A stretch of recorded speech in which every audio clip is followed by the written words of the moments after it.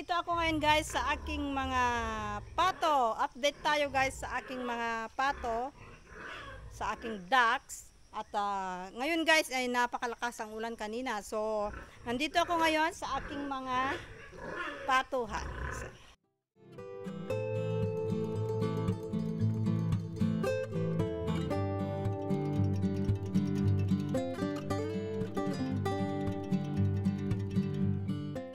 Mga pato.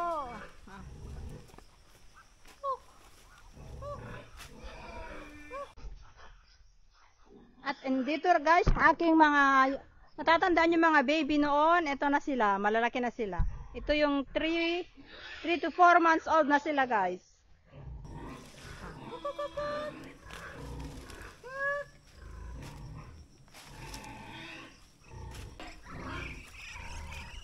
Ang bilis nila lumaki guys kasi magmula noong nasa labas na sila, ayan na sila. Ito ay 30 pieces. 3 to 4 months old. Alam niyo guys, gustong-gusto nila ng Madre de Agua. Maganda yan sa mga alaga nating mga hayop, sa mga baboy, pato, manok. Yan guys ang mga pinapakain ko sa kanila. Malayo sila sa sakit guys, sa mga ganyan. Yung mga herbal. At ito yung mga aking mga breeder. Ito sila. Ayan sila guys.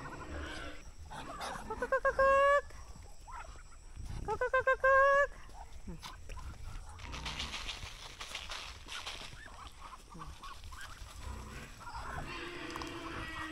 Ito na lahat yung aking mga breeders guys. Magaganda ang ano nila. Alam niyo dito guys, wala akong mga kapitbahay sa paligid. Malayo kami sa mga bahay kaya maganda ang mag-alaga ng pato dito. Kasi alam nyo guys, ang pato ay pag nasa tabi ng ating mga bahay, mabaho. So, dapat nasa malayo sila at may mga swimming pool sila para kasi ang mga pato gustong-gusto nila ng swimming pool.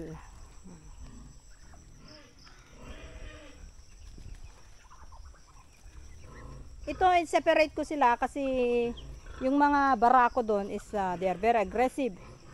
The male are very aggressive guys. Kaya yan. Hiniwalay ko sila. Maraming mga punong kahoy dito guys. Ito yung mga halo-halo. May nara, melina, at mahogany. Kaya dito ko nilagay ang aking mga pato kasi maganda yan sa shade nila. Lilim. Para hindi sila gaanong naanan ng araw. So this one, after maybe 2 to 2 weeks ganon, we're gonna mix all together. Ihalo ko na silang lahat. At meron din akong nakakulong dito. There is also here but they are very young. Ito ay 2, 4, 6, is 12 pieces ito. So still young na ano, bata pa para ilagay namin sa labas. Maybe after 1 week or 2 weeks, ilalagay na rin namin sila sa labas. Ito yung mga last na napisa ng aming mga pato. Yan. So ang dami na naming pato ngayon guys. Tapos mayroon pang ano doon, naglilimlim. At madami pa dito guys. Ayan.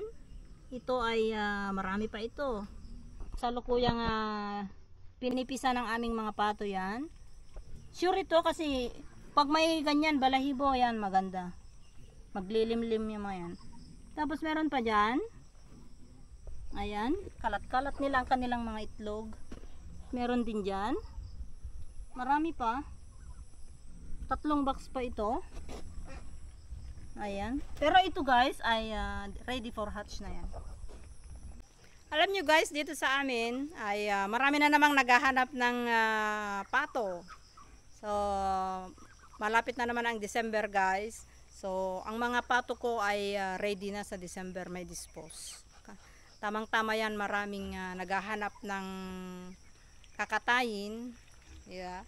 Dito sa amin kasi ang favorite na recipe nila pag December, yung mga Christmas, New Year, ganyan. Mga pato guys, ang special na dish nila kasi yung pato, yung mga kaldareta, adobo, ganyan ang pagluto nila sa mga pato. Kasi masarap guys ang pato. Very delicious duck. If they cook the caldereta, adobo, maraming recipe ang pato.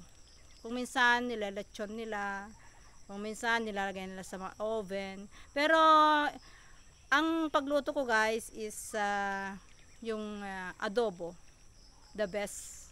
Yan ang pagluto ko sa pag nagkakate kami ng pato is yung adobong pato. Yan mga special dish namin dito sa Isabela. Kaming mga Ilocano, yan ang pinaka-favorite namin guys, adobong pato.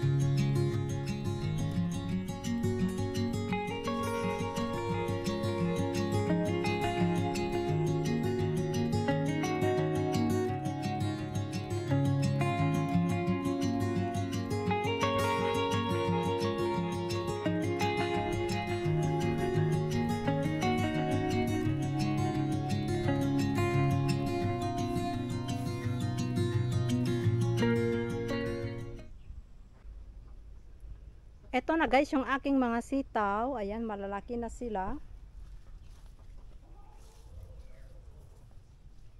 Ayun, mahaba guys hanggang doon. 100 na butil ito, 100 seed. Mamumulaklak na sila. So ang bilis, very fast. Ang dami ng bulaklak.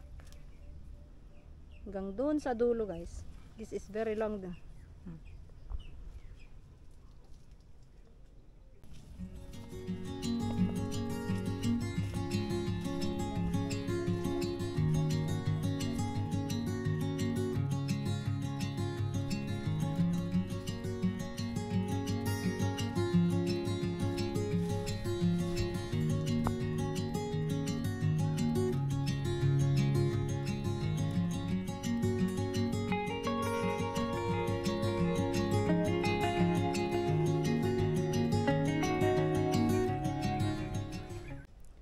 So that's all for today guys. Thank you for watching and have a nice day.